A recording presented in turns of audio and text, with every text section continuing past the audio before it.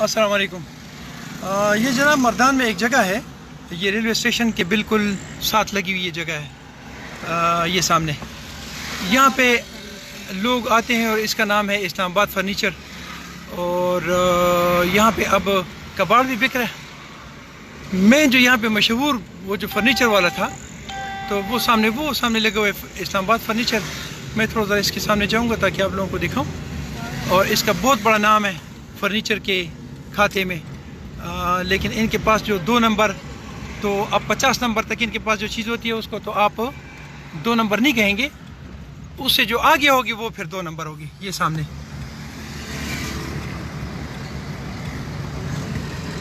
Address दिखाते हो।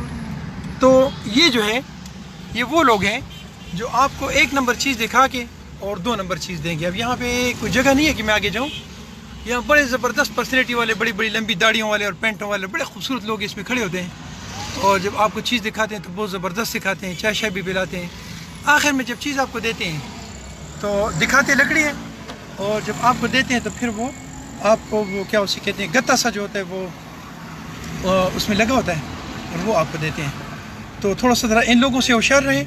यह है इस्लामाबाद फर्नीचर, मर्दान में है। और मर्दान में जनाब